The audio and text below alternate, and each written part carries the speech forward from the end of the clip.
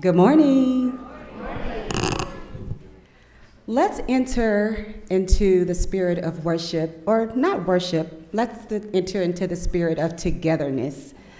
Let's think about being friends, making friends, being friendly, and building bridges.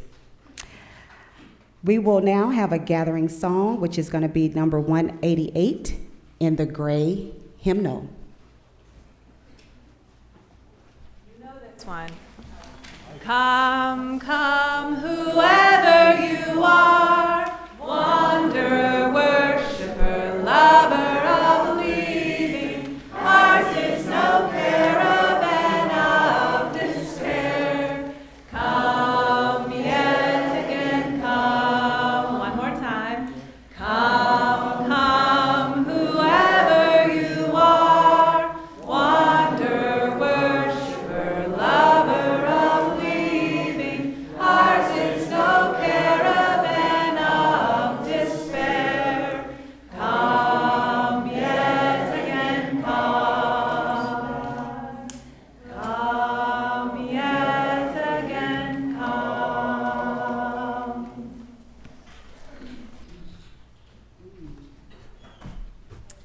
All right, well, good morning once again. For those of you who do not know who I am, my name is Crystal, and I welcome you to the Unitarian Universalist Church of Little Rock, where love is our teaching and service is our prayer. To tell you a little bit about myself, I started visiting UU back in 2016, and in 2018 is when I became a member. What was I going to say? Well, as far as with Friendship Camp, I was involved with that starting last year. As you might remember, we were the host, and I was a volunteer coordinator. So that is part of the reason why I'm up here today, is because today's service is about Friendship Camp. And for many of you, you know that I love what Friendship Camp stands for, and I love what Interfaith stands for. And I think UU is just the perfect environment, or the perfect even example of what Interfaith is all about. So I was super excited last year to be a part of it. And I was also a part of Friendship Camp again this year. So now I'm going to invite up Luke and Rebecca. They are going to light our chalice, and they are going to lead us also in what is called the Universal Prayer, which is a prayer that was written back in 2012 by a group of multi-faith youth group students. So go ahead. Oh, while he's lighting the chalice. So we're going to say that all together. It is printed in your order of service when it's time, but we're going to give Luke here a chance to light the chalice. And Luke is only a few days shy of being 9 years old. Woo! Happy early birthday. And he also attended Friendship Camp, so that's why he's wearing the beautiful teal shirt, and we're wearing the purple staff shirts, in case you haven't noticed. All right, so we're going to invite you to join us in the universal prayer that Luke is going to read for us here. We are standing in your presence to pray for peace and harmony. We pray for a day when your love envelopes earth. A day when spirits that unite us are stronger than forces that divide us. A day when all people are no matter what color, race, or religion. Please grant us as to care for the creation, love to keep us strong, and acceptance to reduce hatred. Please guide our hearts through understanding, so we may care in harmony and universal peace may prevail on the earth. Thank you.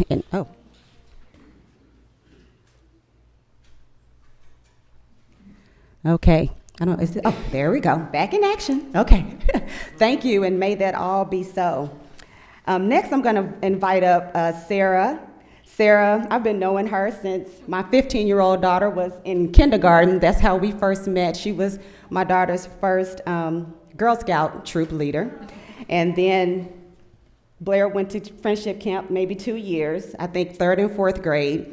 And then one day we just saw each other here at church. And we were like, hey, we know each other. And we've just been friends ever since. So she's going to tell us a little bit more about friendship camp. All right, thank you. All right, good morning, everybody. So if you are newer around here or you weren't here when we did camp here last year, you're probably thinking, what in the world is friendship camp? Very good question. Friendship camp is an interfaith children's day camp that happens every summer. We're in about our 10th summer now, give or take a few with COVID in there. It's a program of the Interfaith Center. So I'm the program director of the Interfaith Center. Put my work hat on for a second. Our organization's goal is to reduce fear and prejudice among people of the world's religions. And so one of the ways we do that is through Friendship Camp, which is an interfaith children's day camp. It's for rising 3rd through 6th graders. We have kids from congregations all across the city come. And so we have about 50 to 60 kids each summer. About half of those kids are Christian. Another 30% or so this past year were Muslim. We have Jewish kids, Baha'i kids, a couple of UU kids that came to camp this summer, non-religious kids as well. And the goal is for kids to learn about each other's faiths, build new friendships, and go out and be a force for peace in the world. And so I'm going to talk about why we do camp first and then kind of get into the what of what we do.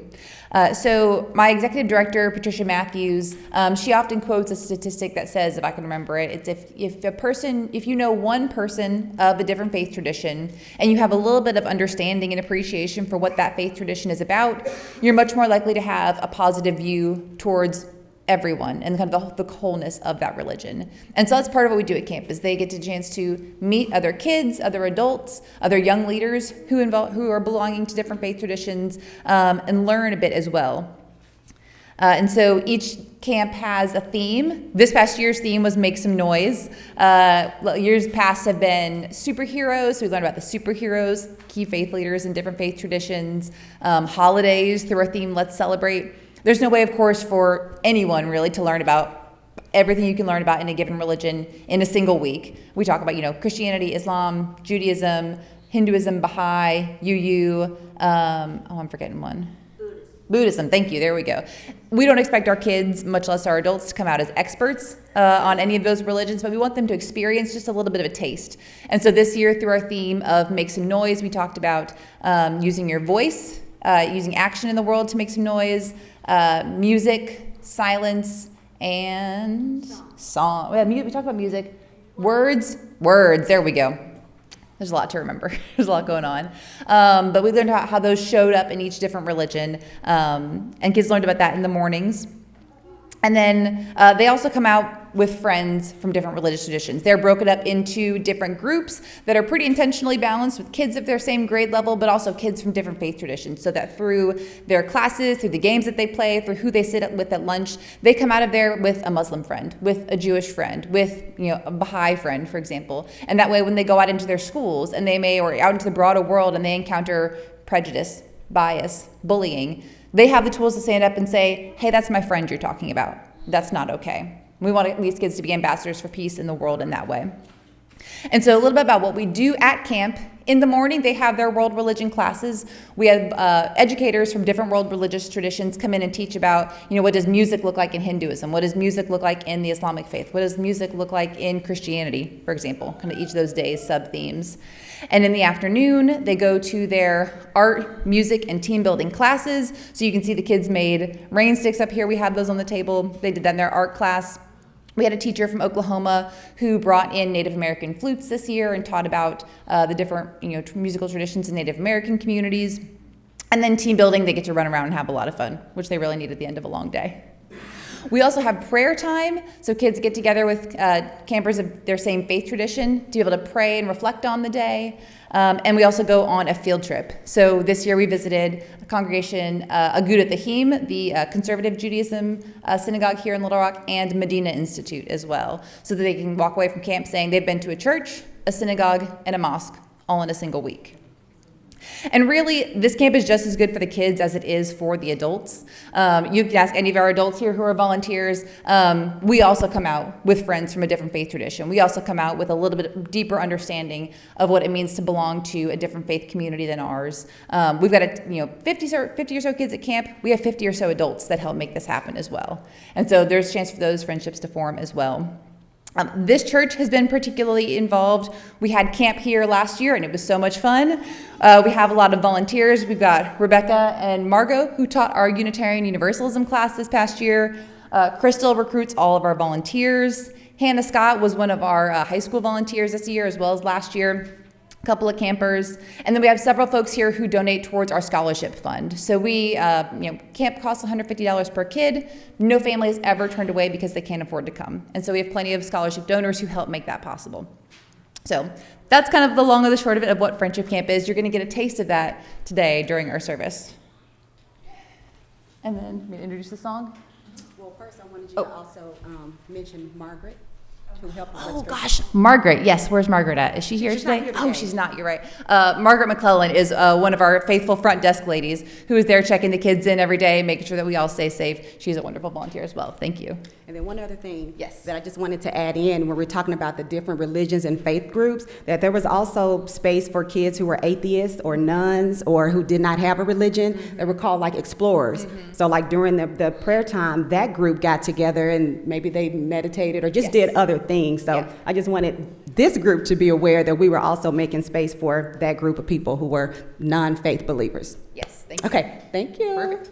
All right. Oh, so you're still doing your And so, to give you a little taste of camp of how we started our mornings, I've got my husband here, Marvin McLennan. We're say hi, Marvin. We have a bit of camp song to teach you this morning. All right, and this is going to involve you standing up, so go ahead and, as you are willing and able, stand on up for us. So we'll teach you this song. The words are in your order of service. The verses are call and response. As you'll see, we'll start with a call. You guys will follow with the response. They are the exact same words. But the verse, maybe we run through the verse or the chorus, the refrain one time? Sure. Okay, so the chorus is just simply, oh, come away, oh, come away, come away. It's the same words over and over again, but we'll sing that once through together, and then maybe just from there go straight into the first verse. Sure. So that we feel comfortable? Okay. So the chorus goes, oh, come away, come away. Oh, come away, come away. Oh, come away, come away. Oh, come away, come away. I think you got it. Let's go. Trouble comes my way sometimes. Laughter follows close behind. Sorrow too, it knows my name. In this we are all the same.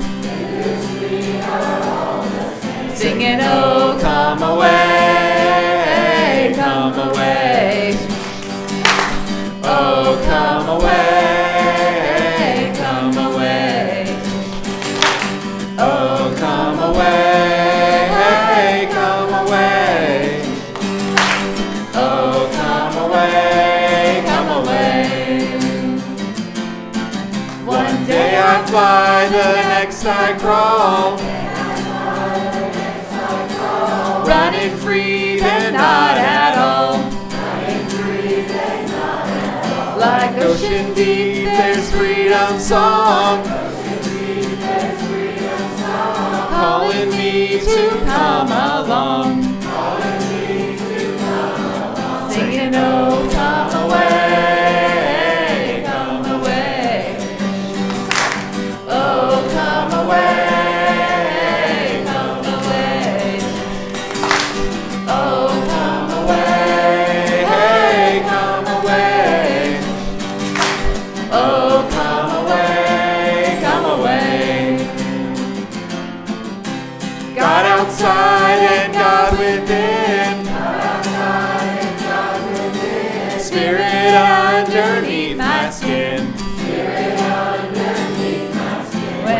slow down, I can hear. That still small voice so loud and clear. Sing it, oh, come away, come away. Oh, come away, come away. Oh, come away, hey, come away.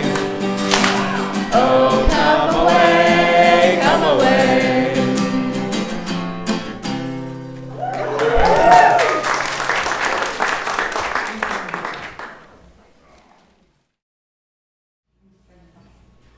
And now, my name is Rebecca, and I've had the privilege of standing in for Lori at the last minute, and I got a nice dose of Friendship Camp, which was just what I needed. It's the time in our service where we are going to make some noise with silence to follow the theme of our Friendship Camp. And I'll start that with sharing a poem. Go into the woods, they said.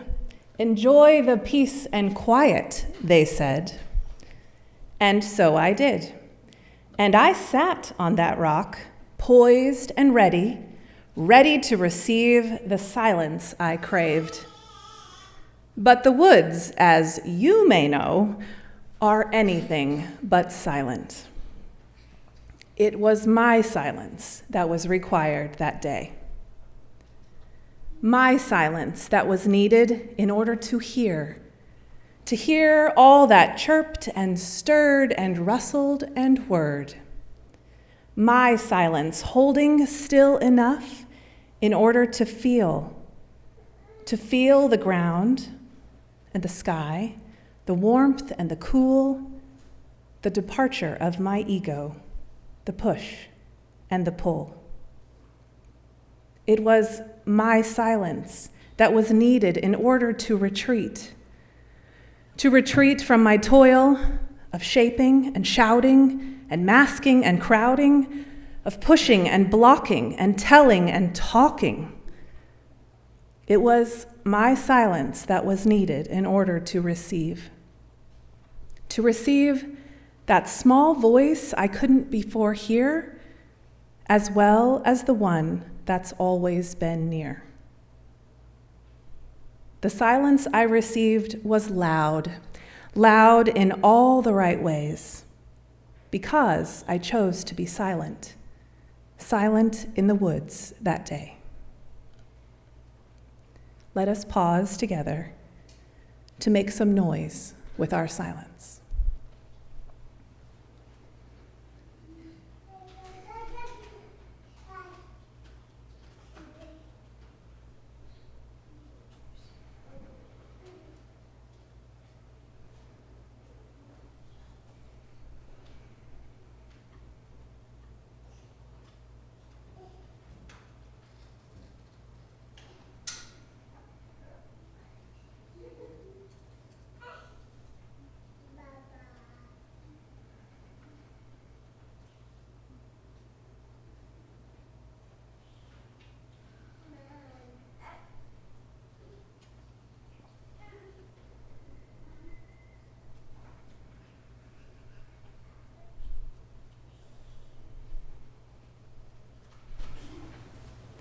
And now I invite you to join in hymn 123, Spirit of Life.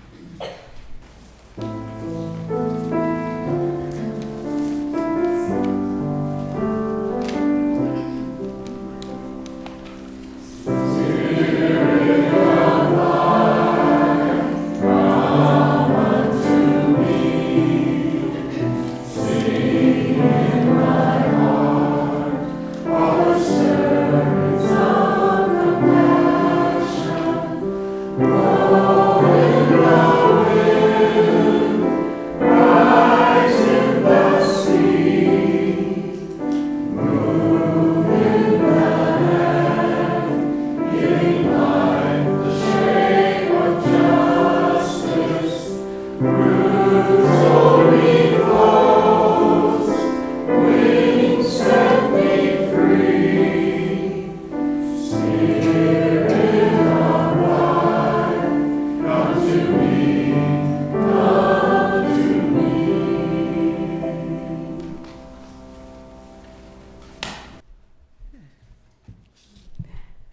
just learned that with Margot, like right before service. That's why I was like side-eyeing her, like, am I doing the right thing? I love that. I love Spirit of Life. I love that song.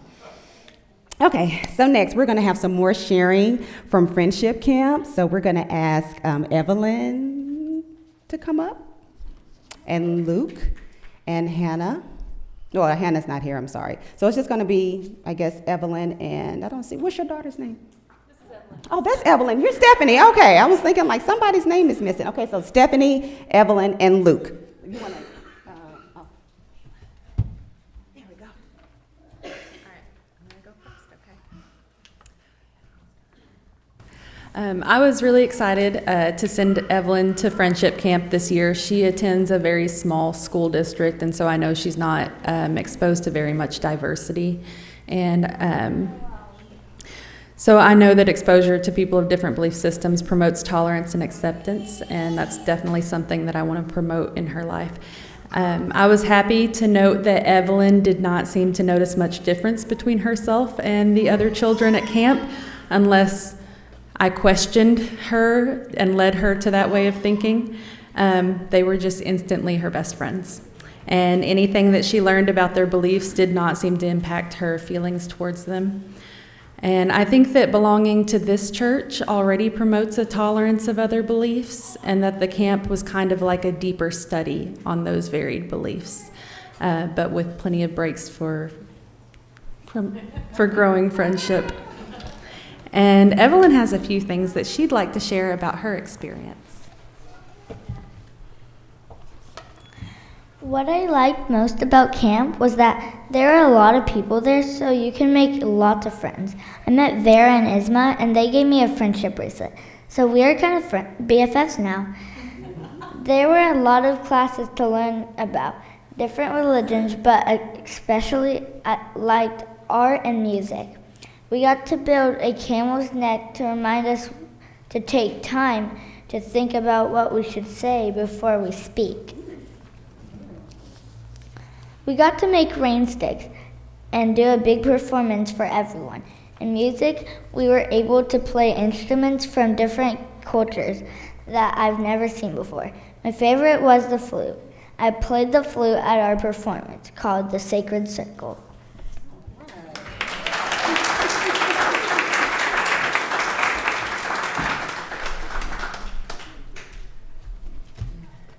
And I am standing in for Luke because we took a little different approach and tried to make audio journal entries right away in the van on the way home. And he's left the room because if he's like any of you, you don't like hearing your voice recorded. So I'm going to share a few of these audio clips of things that brought joy to my life when I got to hear him on the way home. And Friendship Camp does a great job. Every day when you get to pickup point, you got to roll your window down because there's a volunteer there to hand you a piece of paper with information about what happened and all the questions you should ask your child. Lots of questions. And I felt proud of myself because I didn't read it, I was driving, and a lot of the questions I asked were the same questions on the paper. So we're gonna just try this audio and see. So this was Monday, and this will be familiar to your program. Well, I'll just play it. We'll see if this works. So what did you think? First day. How was it? Good. Want to tell any highlights? Do you remember the theme of the day? Words. Words. Yeah. Just words? Yeah, words. Anything more than that? Just words. And that's how it started out. Not a lot of sharing. On day 2, Luke busted his toe. No, on day 1, Luke busted his toe. So he missed day 2 because he was doing x-rays and things. And he was very sad that he couldn't keep painting on his rain stick. And he missed the music day, which turned out to be one of Luke's favorite parts of this camp. So skip Tuesday and go straight to Wednesday. The theme of Wednesday was silence. Do you remember anything that you did today? Tell me about your day.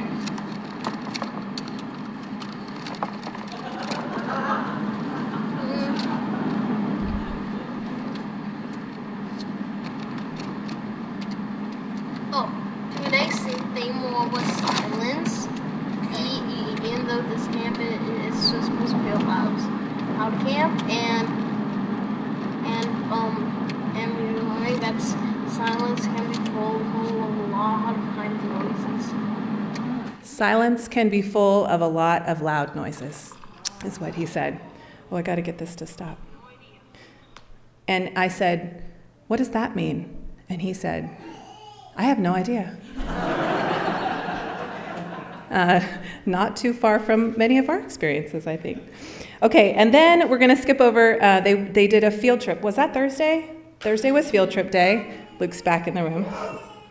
And this was the beginning of that. I'm sorry, driving in the van. It's make sure I get the right one.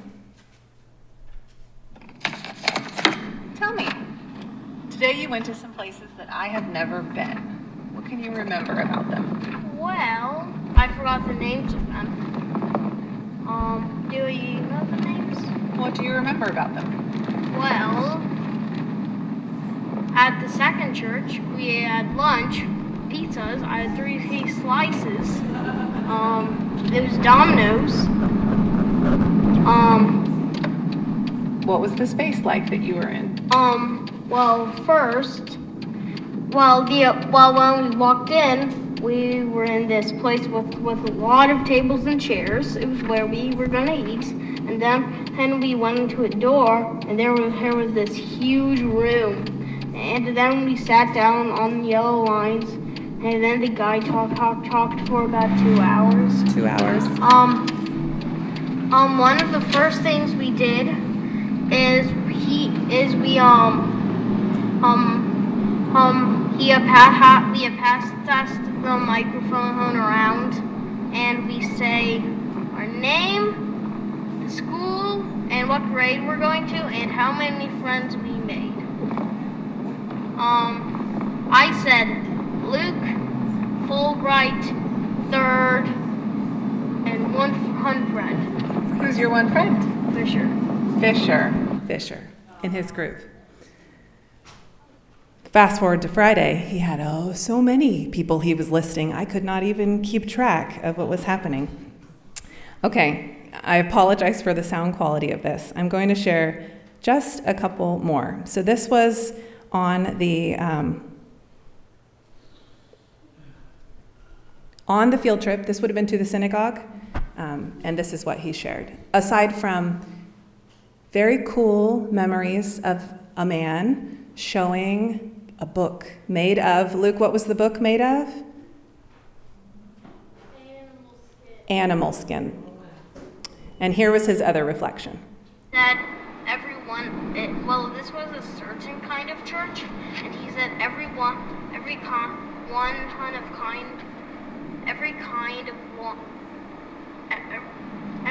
of these churches have this light. It's white, red, and it always stays on unless we take it down to recharge its batteries. But it always stays on. It was like, and then he talked about God and the light up there, but I forgot what he said. That was the memories of the light there. And I may just pause there, but if I have more, and it just, for me as a parent, it started out with that Monday, words,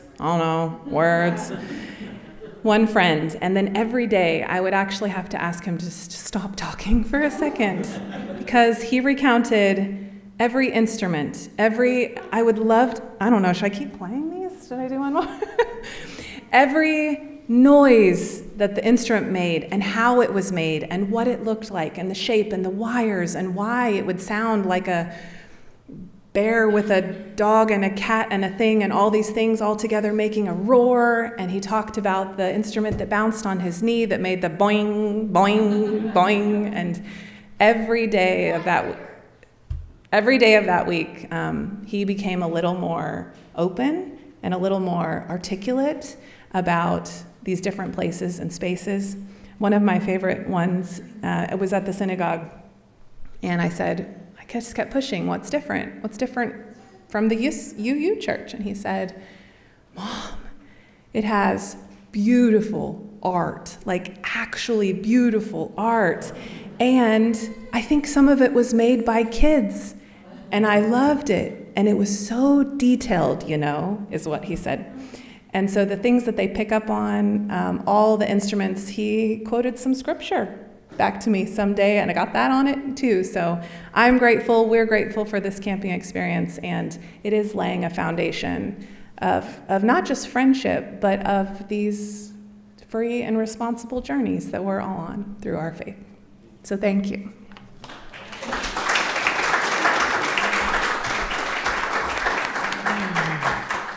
Thank you. Thank you both for sharing that. Sarah, she's heard me say all the time, we need friendship camp for adults.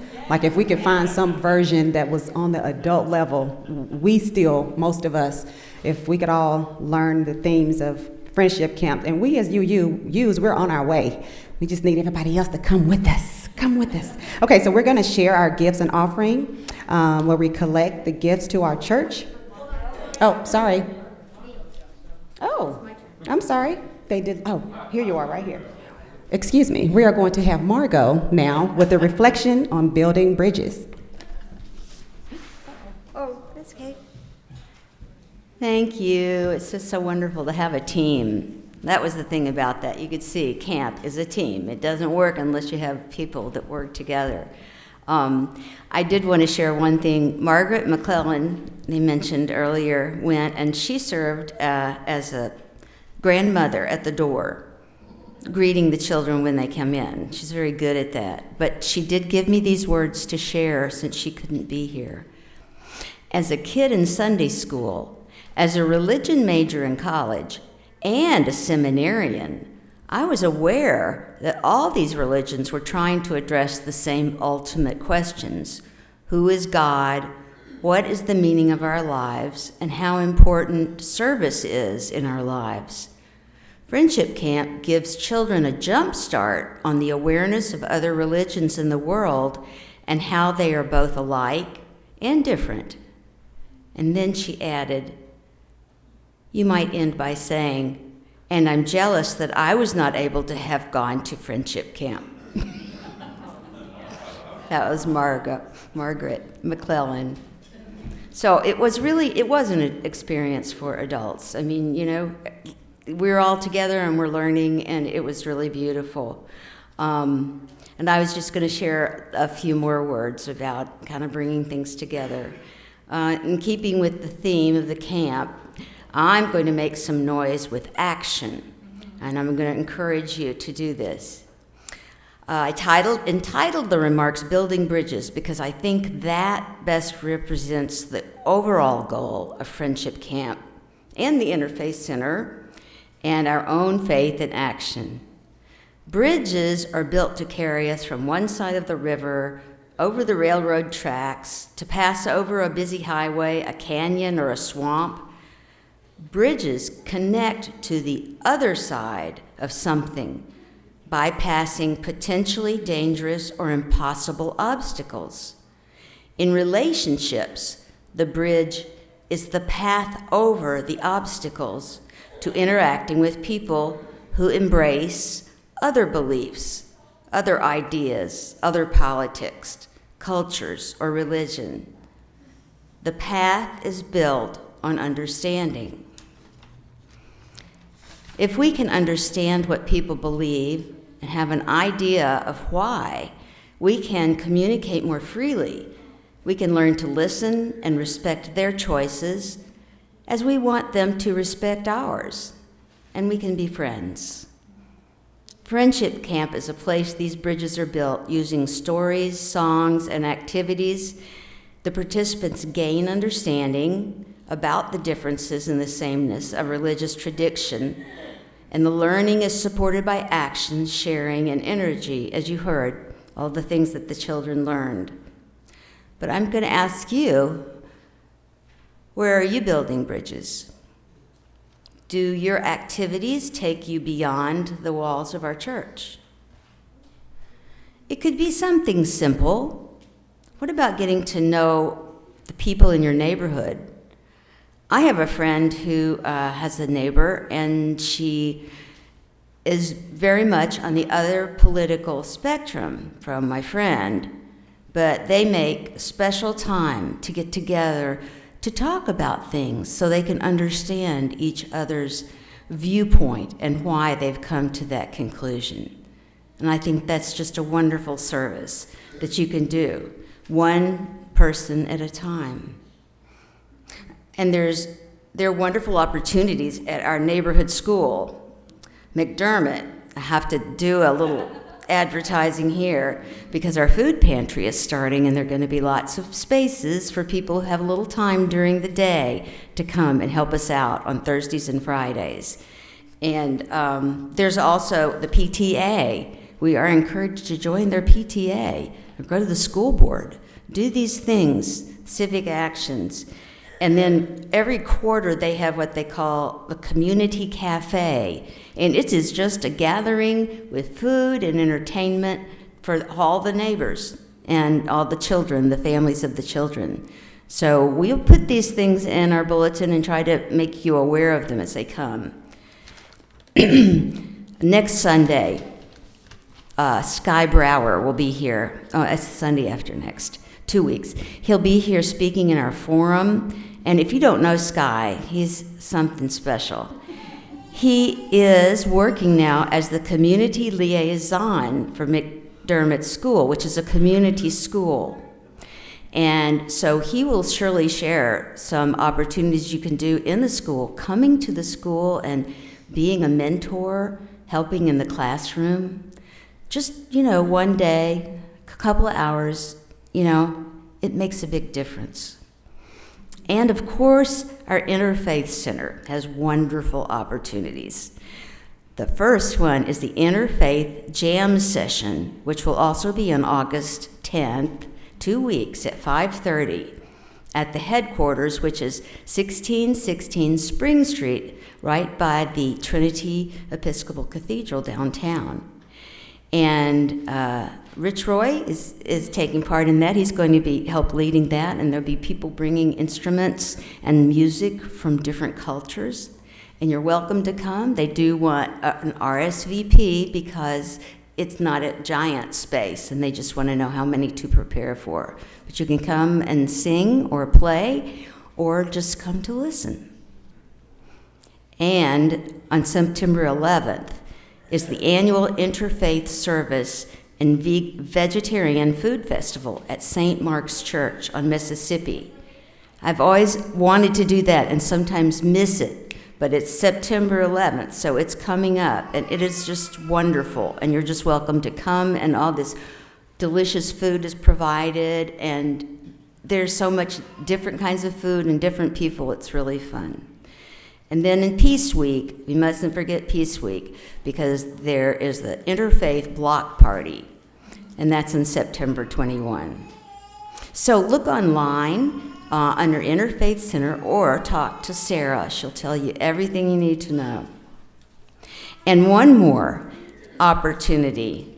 In our bulletin, you will notice there is an announcement of a gathering for the Taste of Olam Haba. And this gathering is going to be at 1 o'clock after church, and it's our Jewish neighbors who are making this gathering at City Hall to protest detention and deportation as part of their religion's observance for the day. And I think that's so important. So if you can, 1 o'clock next Sunday. And these are just a few opportunities we have to build bridges. So just keep these things in mind when you're planning your time, and learn to listen to the other ideas and celebrate our common humanity. I have a brief story about going to Colorado. When my friend and I went to Colorado, we stayed with someone. The first night she had a gathering of her friends, and I had met some of them briefly. But as I was there, just visiting and enjoying the potluck and all the conversation, I looked at people and I realized, oh, that reminds me of Chris. Or this person reminds me of Sarah. You know, it was like each person had qualities or something about them that made them feel very familiar to me, like they were like another friend that I had. And it was such a wonderful experience. And I always wanted to have that experience. You may have heard the story of Thomas Merton when he went one day down in Louisville, and he stepped off the curb and looked around at all the people, and he said he saw the face of God. And I would like to have that all the time. It doesn't just come. You can't just want it to come. You have to kind of make it happen by your practices, like mindfulness and compassion and prayer and sharing with other people. The ways we use ourselves to get outside of ourselves and find ourselves in others and to find the divine in others. It's the way we care for one another, the way we balance our lives, making room for our own needs as we give support to others to foster equality and connection. It is good. Life is good. Thank you, Divine Spirit, for the gift of life. May we use our time here to build bridges of understanding, to heal relationships with other humans, our community, and our world. May it be so.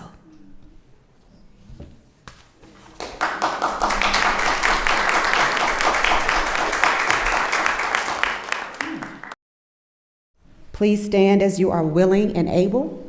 In our closing hymn, 1023, appropriately labeled Building Bridges, and it's in the teal hymnal. Building bridges between our divisions, I reach out to you, will you reach out to me, with all of our voices and all of our visions, friends we can make such sweet harmony. Building bridges between our divisions, I reach out to you, will you reach out to me, with all of our voices and all of our visions, friends we can make such sweet harmony. Okay, so with our closing words, I'm going to invite back Luke to extinguish our chalice. And we are once again going to say I'm sorry, what am I missing? Oh, I need it though. We are going to recite together in closing the universal prayer, which is printed in the order of service. Let's say together, we're standing in your presence to pray for peace and harmony. We pray for a day when your love develops the earth, a day when spirits that unite us are stronger than forces that divide us, a day when all people are one, no matter what color, race, or religion. Please grant us compassion to care for all creation, love to keep us strong, and acceptance to reduce hatred. Please guide our hearts through understanding, so we may coexist in harmony, and universal peace may prevail on the earth. And let us all go out this week and remember to be friendly and to build bridges.